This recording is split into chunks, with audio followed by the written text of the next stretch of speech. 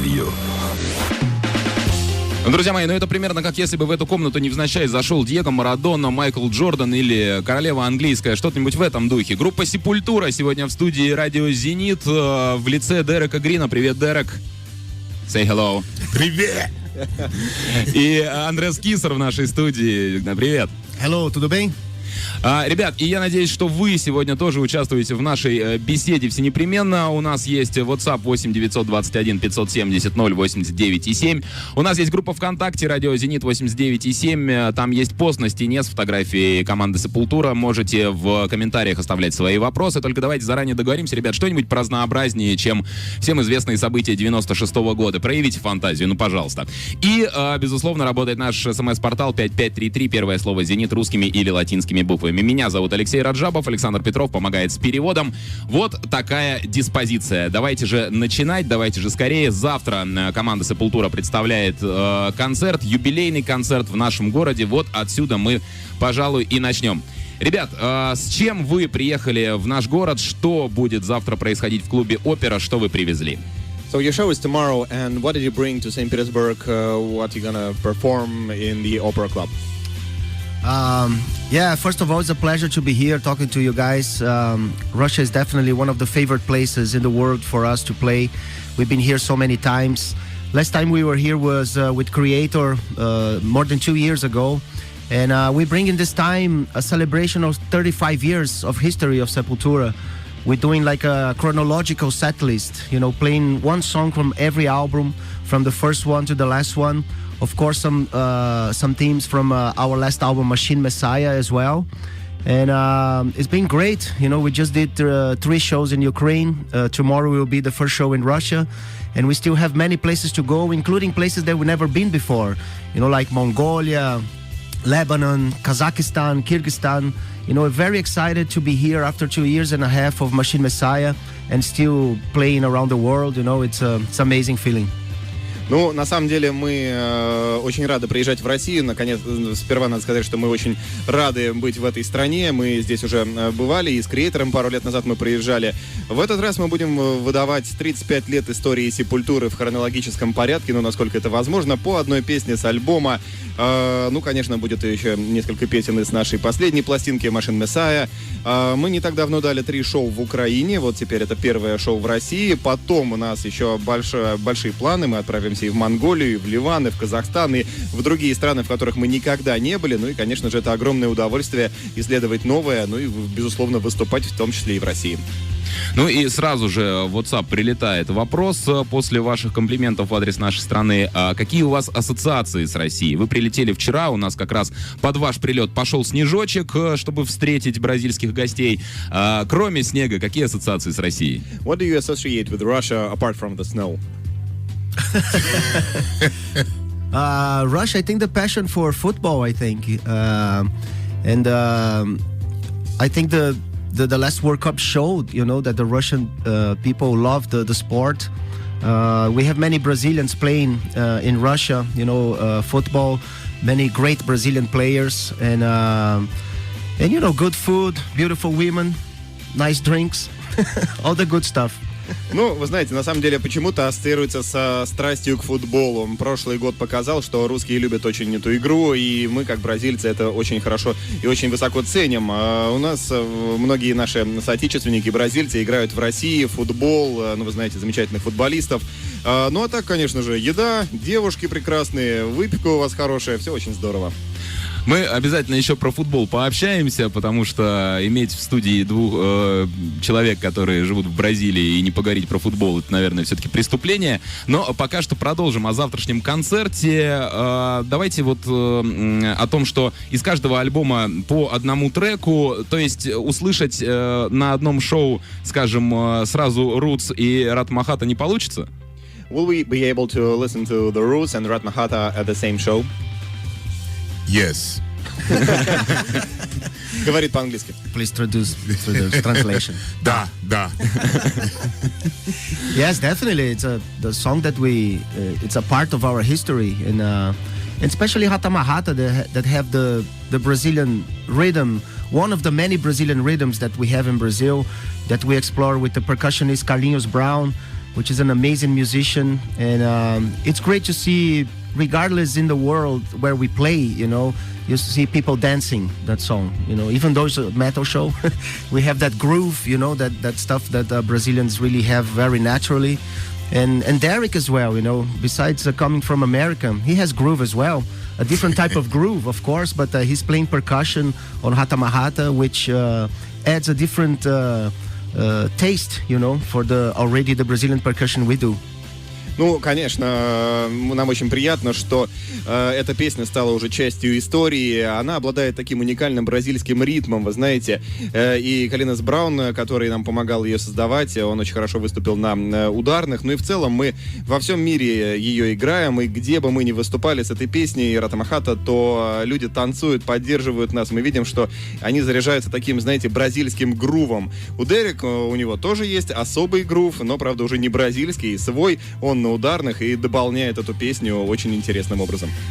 Тогда давайте вот такой вот вопрос. После стольких лет на сцене, после стольких проведенных шоу, после всего, что в багаже у группы Sepultura есть, остается ли какое-то волнение перед выходом на сцену? Остается ли вот какая-то нервозность вот в последние секунды? At this point, are you at all nervous before going on the stage?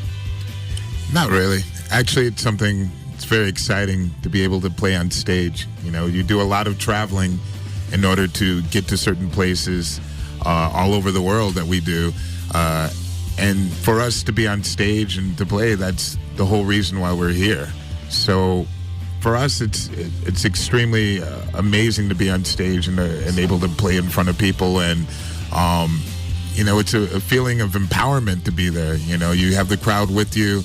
You're communicating with the crowd, you're getting the energy from them, and you're giving them that energy as well. So it's a great form of communicating with people without even knowing the language or maybe even the culture, but music breaks all those boundaries. So it's like an unbelievable, powerful energy of excitement to be on stage. Ну, для нас это очень захватывающее дело выступать на сцене. Когда музыкант, ты много ездишь по разным странам, и не всегда это очень весело и интересно. Так что для нас выступление — это сама цель, ради которой мы всем этим занимаемся, что мы в итоге смогли добраться и сыграть. Это очень круто, и, может, вы знаете, такой заряжаем силой, энергетикой зал и заряжаемся от наших фанатов. И очень интересно, что где бы мы ни играли, люди реагируют всегда очень здорово на нашу музыку. Наверное, музыка способна ломать барьеры какие-то языковые, культурные и все прочее, и становиться таким медиумом между людьми разных стран. Что такое по-настоящему крутое шоу? После какого шоу вы в гримерке можете с восторгом друг другу говорить: «Вау, вот это было круто»? Describe a great show. What can make you say afterwards, wow, that was something? Really, I think, of course, the energy of the audience is something that is always something so magical. And each time it's different. Even if you're playing the same songs that you played in another show or you've been playing your whole career, each show is always different because the energy from the crowd. So number one is that I think for me on stage, having great sound really kicks everything into overdrive as far as connecting with your bandmates. That having great sound and being able to hear everyone adds to such a tremendous show. And also, along with the crowd, having a great sound system and having a great team of people that are working around you, which we do have. So we're very fortunate to have those people really working hard, no matter what conditions there are, to bring that energy. But, it's really a mental thing. You really have in your head that you're going to have a good show, and no matter the circumstances, you fight through and you do that, and you feel that at the end of the show, being able to come back to the dressing room and feel that you've done your job.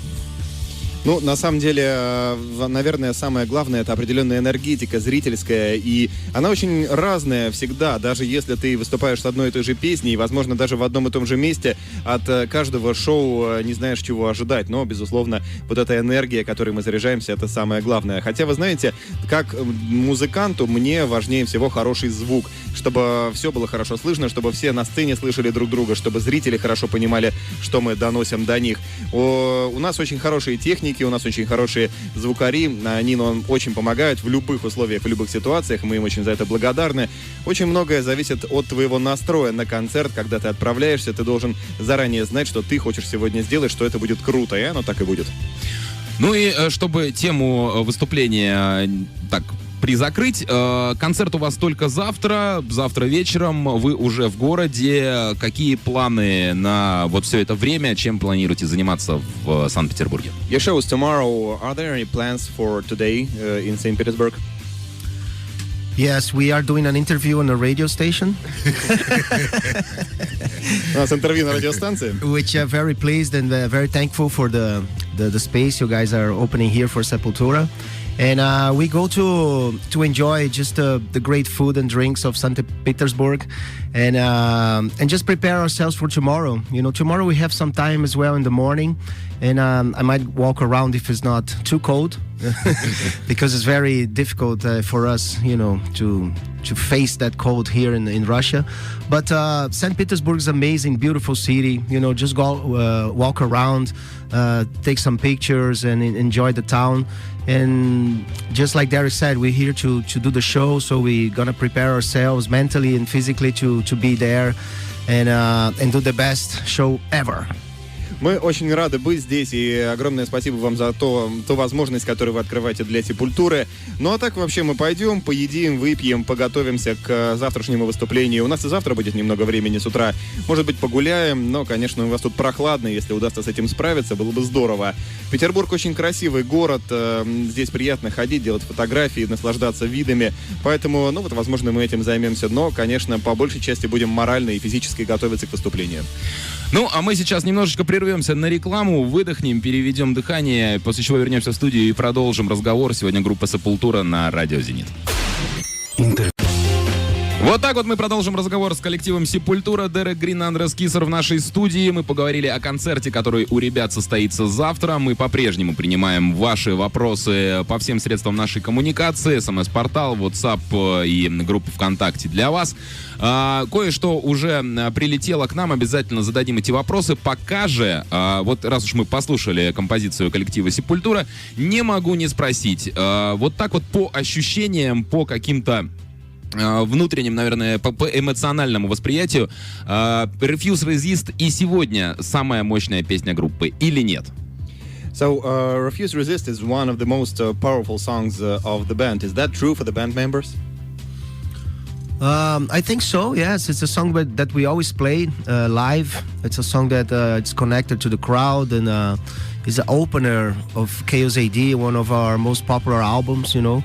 So it is a game-changing album, actually, Chaos AD, because I think it was the first album that we actually started thinking about the Brazilian rhythms and thinking about more of the groove part of the songs, not to be so fast and so out of control.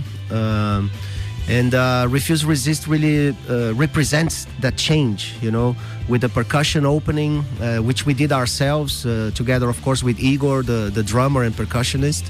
And that opened really the possibilities that end up on Roots, you know, working with a lot of percussion and with Carlinhos Brown and many other musicians and stuff. So yeah, I think Refuse Resist represents that big change in our career that really made Sepultura very different from any other band on the metal scene, you know. Вы знаете, наверное, да. Эту песню любят на концертах, мы всегда ее играем, и на нашем самом популярном альбоме, она открывает, собственно, этот альбом. Тогда это было впервые для нас совместить металл и такой грув, бразильские ритмы, не гнаться за скоростью, не гнаться за какой-то протестностью, а попытаться обратиться вот к такой уникальности нашей.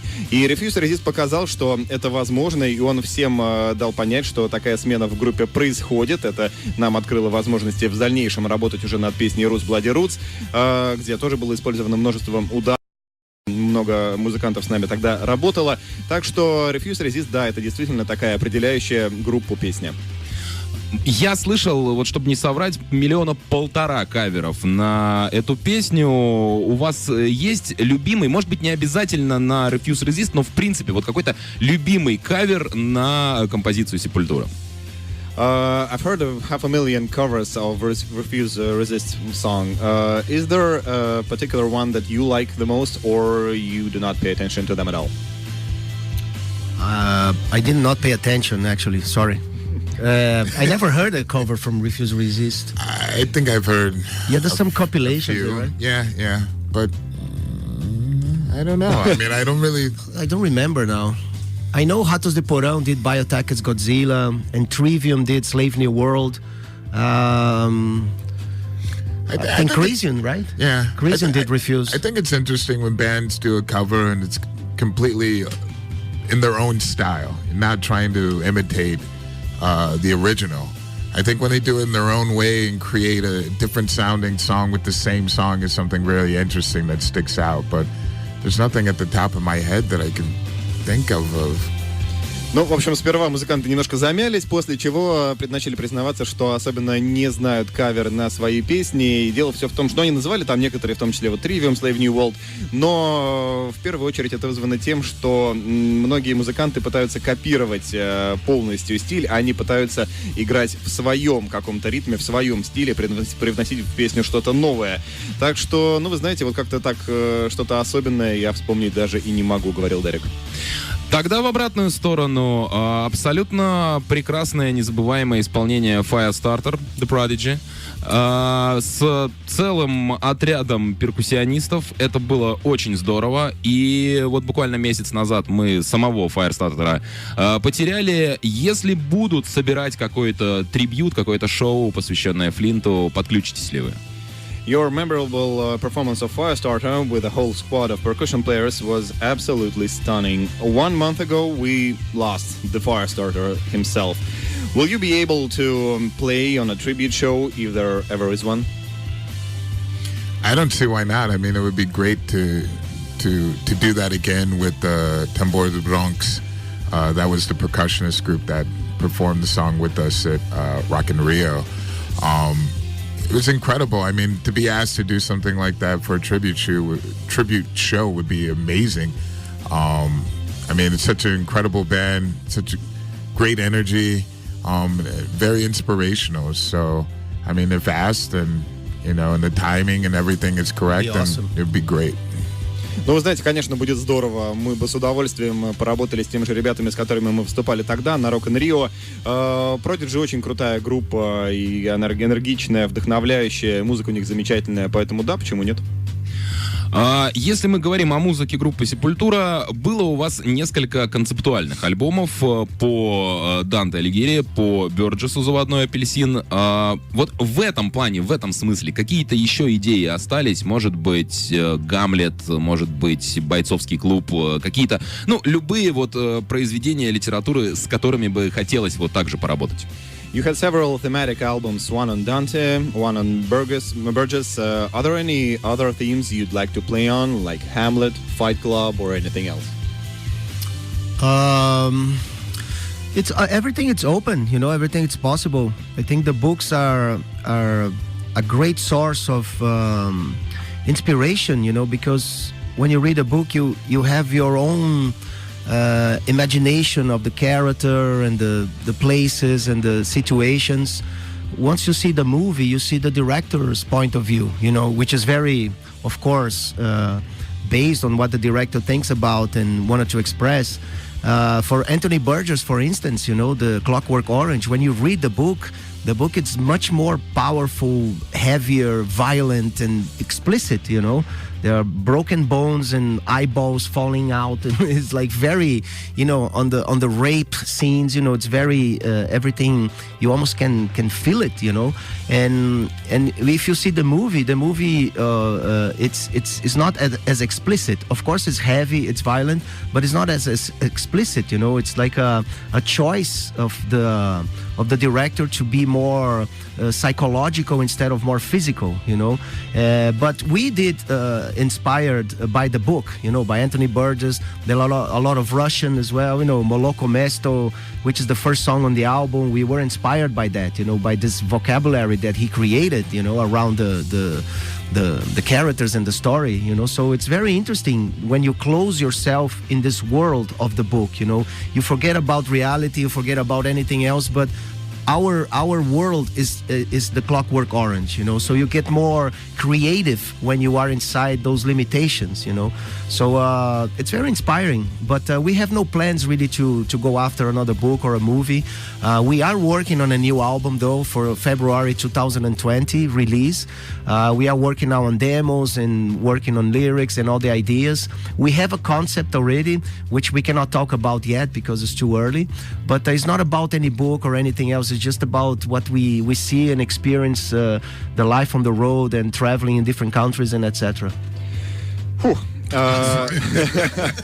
Мы на самом деле посчитали, что книги — это замечательный вдохновитель. Когда ты читаешь книгу, ты представляешь себе разнообразные вещи, твоя фантазия работает на полную. Когда ты смотришь кино, это все-таки другое. Это режиссерское видение ситуации, режиссерское видение книги, не твое личное. И вот, например, для «Заводного апельсина» там как было? Книга гораздо тяжелее. Там были показаны сцены насилия, изображены сцены насилия, сломанные кости, там все это было показано. Очень много физического такого. И это чувствовалось. В фильме немножко не так. Там, видимо, художественный выбор режиссера пал на уклон в психологию, нежели на физику. Но мы работали по книге. И вы знаете, там многие песни даже у нас есть. Например, «Молоко место». Это вдохновлялось. Мы вдохновлялись как раз теми словами, которые были придуманы для «Заводного апельсина». Поэтому, когда ты в мире книг, ты там находишься, ты переживаешь все вместе с персонажами, ты перемещаешься из этого мира в тот. Поэтому пока, конечно, у нас планов нет. Мы книги читаем, мы вдохновляемся ими, но у нас уже готовится новый альбом. Выйдет он в феврале примерно 2020 года. Мы пока не можем обсуждать с ним с вами детали, конкретные темы, которые мы будем затрагивать. Но, в общем и целом, он не основан на каких-то книгах. Он больше ориентирован на наши личные впечатления от путешествий, от наблюдений за людьми и за жизнью. Thank you. Браво. Из нашего WhatsApp вопрос от Дмитрия. Смотрели ли вы «Богемскую рапсодию» и что вы можете сказать по поводу фильма? Did you watch Bohemian Rhapsody and what can you tell us about the movie? I did. I love Queen. Is one of my first bands that I started listening when I started listening to rock and music and Kiss as well. And I thought it was great. It was amazing, very emotional, and you can really feel a little bit of the genius of Freddie Mercury and the whole band. You know, I thought it was amazing. Я смотрел, мне понравился фильм, замечательная группа, это была первая, кстати, группа, одна из первых, которую я начал слушать, когда начал увлекаться роком, вот эти, Queen the Kids. Фильм мне понравился, очень хороший, и я даже мог прочувствовать гений Фредди Меркьюри, можно было немножко прикоснуться к нему. Дерек, ты тоже хотел? Yeah, no, I saw it too, and it brought back a lot of memories of that time period, especially the Live Aid concert was very memorable for me as a kid, and watching that, and it's great that it still has that energy, that really positive energy of everyone together, and it was great to see on the big screen. Я тоже смотрел фильм, и мне он очень много воспоминаний навеял. Тот концерт Live Aid, он был замечательный. Я смотрел ребенком тогда, и та энергетика до сих пор мне вспоминается. Это было просто сумасшедше, мне очень понравилось. Хорошо, а вы бы хотели, чтобы про Sepultura когда-нибудь сняли какое-нибудь подобное кино? Would you like for a movie about Sepultura to come out one day? Yeah. I think, yeah. It'd be funny. Who would play your part? Who would? Brad Pitt, of course. Of course. And of course, me, Denzel Washington. Denzel Washington, yeah. Or Will Smith. Maybe a Will Smith, yeah. Конечно, хотели бы, чтобы это было бы забавно. Кто бы сыграл тебя? Ну, меня бы сыграл Брэд Питт, а меня бы Дензел Вашингтон или Уилл Смит. Прекрасно, записали. Движемся дальше. Смотрите, давайте в целом о современном металле, о современной музыке поговорим. Что лично вас больше всего раздражает в современной музыке? Let's talk modern metal. What's the most irritating thing in today's music, and what makes you think, damn, I wish we could do that when we were younger? The second part from me personally. Derek? God, where do we start? Где бы начать? I guess the most annoying thing it can be is the limitation of certain people's ability to expand their mind, to stick to what's happening in the moment. A lot of people like to resort to the past, which is fine, but to live in the past and to guide your life by the past is you're losing the moment, and that's what makes things so special. Is what's happening in front of you, and so this can be very annoying in every aspect, not only music but just in life in general. I think people need to focus on what's really happening around them in the moment, and that can be very frustrating when they're only thinking about the past and also just way ahead into the future as well with things they can't control. Ну, вы знаете, наверное, хотелось бы отметить ограниченность людей. Многие команды, многие группы поют о том, что было когда-то раньше. Они ограничивают свой взгляд прошлым и не живут сейчас, в нынешнем моменте, в настоящем. Когда ты упускаешь настоящий момент, когда ты живешь в прошлом, ну, твоя жизнь становится скучной. Это не то, чем нужно заниматься, как мне лично кажется. Жизнь делают особенные вот именно моменты, каждая секунда, и поэтому на этом нужно акцентироваться, а не на прошлом. Сколько раз группа Sepultura стояла перед выбором как-то вот изменить свое звучание в сторону более модного или стоять на своем? И чем обычно этот выбор заканчивался? Were there any moments that you were on the brink of changing your sound in favor of something more popular, more modern? And if so, how did that end? Of course, we are influenced by everything. I mean, what just Derek said was it's about that, being aware what's going on around you, the moment. There's so many music going on, not only in the world, but especially in Brazil. Brazil is so big. From north to south, we have so many different tendencies of rhythms and melodies and musical instruments. It's like here in Russia as well. We kind of collect all that kind of information, and we try to bring that to our music.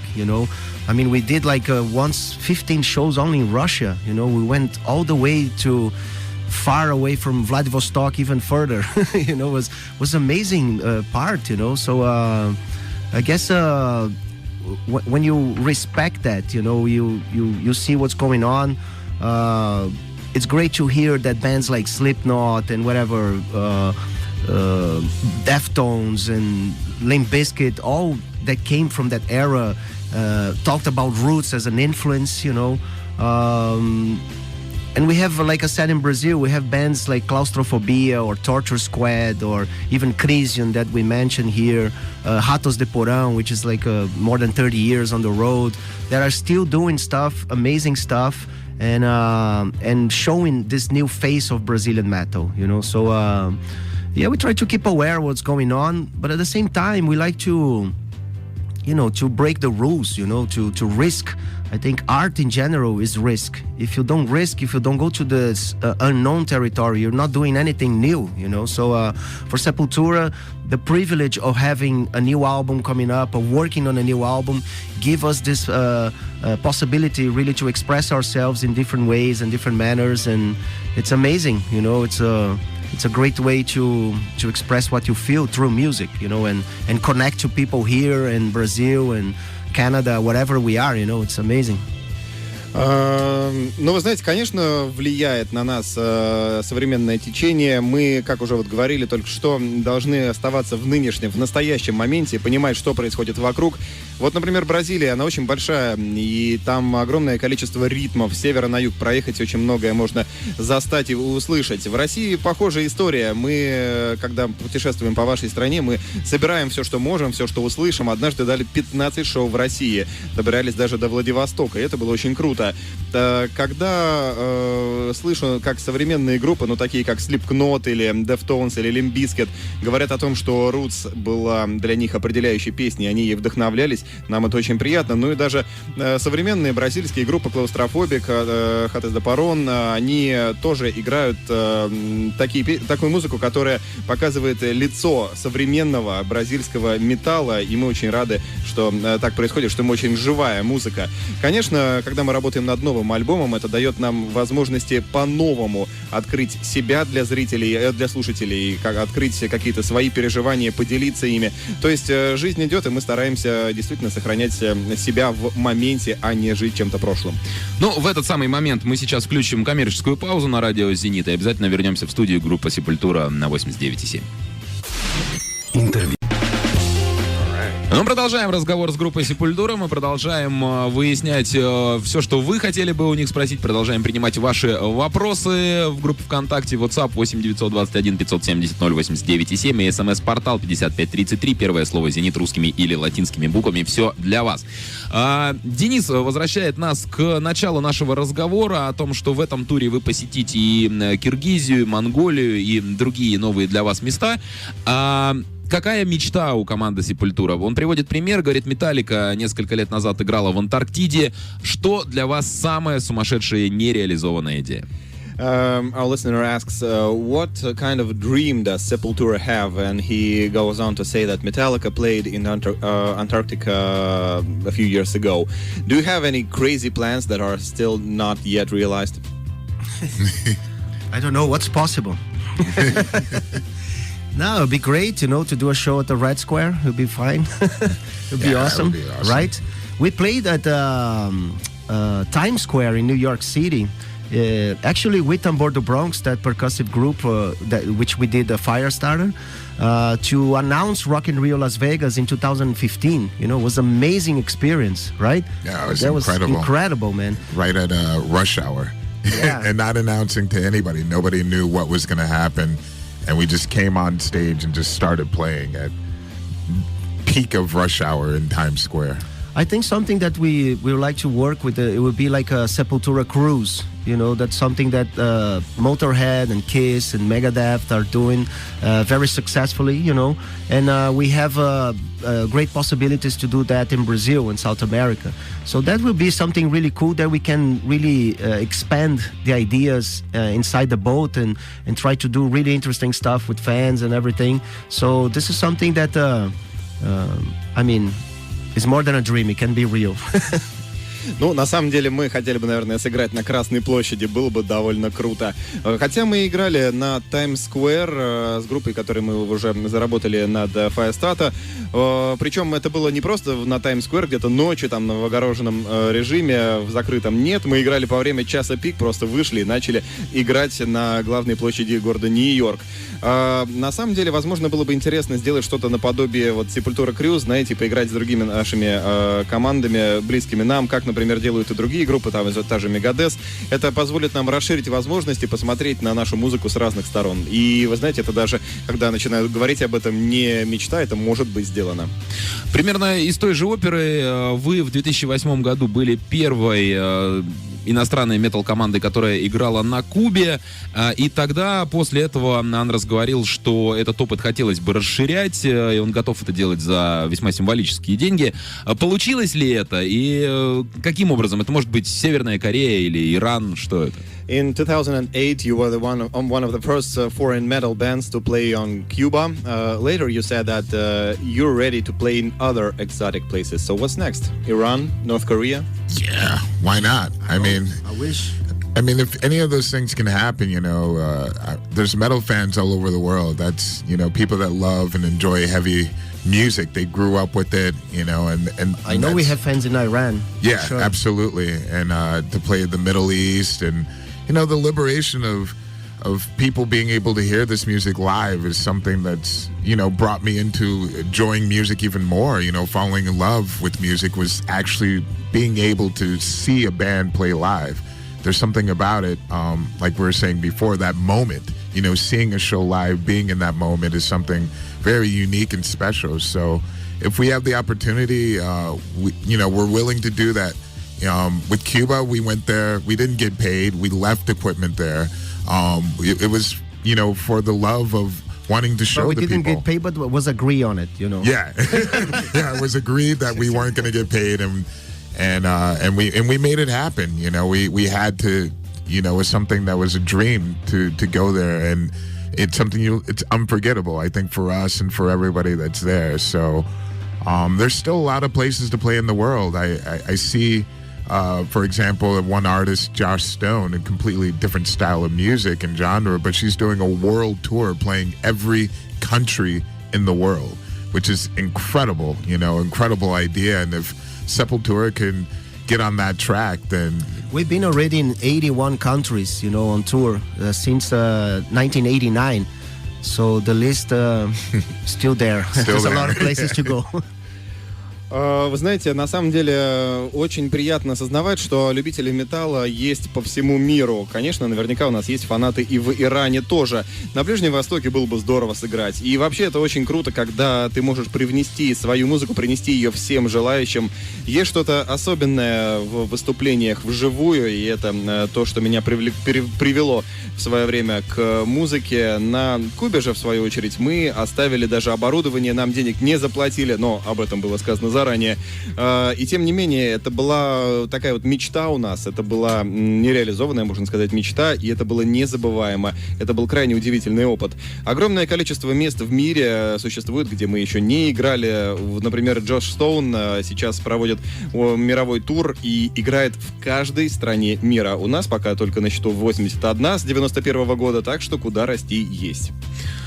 По поводу «Куда расти». После всех этих лет, после такого количества записей, выступлений и всего прочего, есть ли что-нибудь, чему группа продолжает учиться? Бывает ли так, что кто-то из музыкантов приходит на репетицию и говорит: смотрите, чему я научился? After all these years of being on stage, is there anything for you to learn? Like when you come to the studio and go, hey guys, check out what I've learned. Yes, of course. Every day is a learning experience, especially in music and arts in general. You always find a different way to express or to play an instrument, watching other people and musicians and other situations and books and movies, anything. It's an influence to you to improve, your playing and stuff. So, and not only technically, you learn how to deal with people, with your partners, with the producer. You learn how to take care of yourself, not go the sex, drugs, and rock and roll all the way, because otherwise you wouldn't be able, to present a decent job. It's not easy to come here to tour. I have a family, 3 kids. It's hard to be in a way and stuff. So. It's very important every moment that we're here, so we try to be as much connected to the situation and to the present as possible, so we're here. That's it. Вы знаете, каждый день можно чему-то новому научиться, новые способности какие-то открывать для себя, новые техники игры на музыкальных инструментах. И вообще все влияет, встречи с другими людьми могут повлиять на тебя, прочтенная книга или еще что-нибудь. Но можно учить даже новое что-то не в том, как ты играешь, а как ты общаешься с людьми, как ты общаешься с менеджером, например, своим, или с другими ребятами из группы.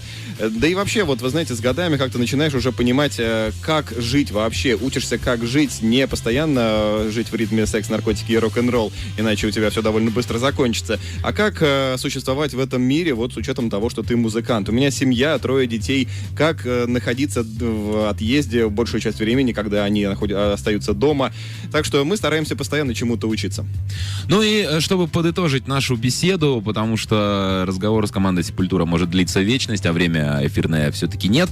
Дерек, я читал, что тебе близка идея, ты веришь в переселение душ. Как тебе кажется, кем были музыканты группы Sepultura в прошлой жизни? So Derek, I've read that you were into Hindu practices and you believe in reincarnation. Is that true? And in your opinion, who were Sepultura band members in their previous lives? Wow, yeah. Philosophical questions. We have the Russian painting, so yeah. Well, I live, by a plant-based diet lifestyle, and I learned that from reading a lot of books at a young age, starting like 14, 15, about reincarnation. And so that was the whole idea that came into my mind. But I think I developed from that an idea that life is very precious, and I think it's a privilege, that we're human beings. There's all types of living species on this planet that are evolving and changing. And I think to be a human being, to be here is a moment that's very unique and very short. And in that short period of time, I think it's up to everyone to do as much as they can to really evolve, learn, and to help each other. I think that's the main reason of really being here, to learn that, to be a better person. I believe that people could have reincarnated from other life forms, as far as maybe another animal, into a human being. It's really hard to say, but I definitely feel that each living species on this planet is very important, equally as important, and that respect should be given. And this is something that I think people need to explore on their own, their deep inner selves, and really, appreciate life. But wake up, when you wake up, I really appreciate the fact that I'm alive and I'm able to express, the things that we do as a band. And I definitely believe in that more than anything. Вы знаете, вот к такой идеологии я пришел где-то примерно лет в 14, начал читать про индуистские практики, про реинкарнацию, но из этого я уже извлек немножко свои выводы, они, в общем, заключаются в том, что вся жизнь ценна, и все живые виды, они исключительно ценны для космоса, для мира, для мироздания. Быть человеком — это уникальная, но скоротечная возможность, и надо за это короткое время как можно большему научиться, стать лучше, помогать остальным, может быть, даже что-то новое открывать. Сложно сказать, кем они были в предыдущей жизни, возможно, какими-то другими животными, но все живые организмы, они важны, это уважение необходимо давать, они заслуживают этого уважения. К сожалению, не все до этого дошли, но я надеюсь, что человечество и каждый человек в отдельности к этому в итоге придет. Я рад просыпаться даже по утрам, поэтому, вы знаете, я больше люблю и ценю жизнь, а на этот вопрос сложно ответить. Вот этим сложным вопросом мы заканчиваем сегодня общение с командой Sepultura. У нас в гостях были Дерек Грин и Андреас Киссер. Ребята, вам спасибо огромное. Muy obrigado. Спасибо. Thank you. Спасибо. Thank you very much. Алексей Раджабов, как всегда, не спросил, а поинтересовался. Александр Петров на переводе. Всем спасибо огромное. Интервью.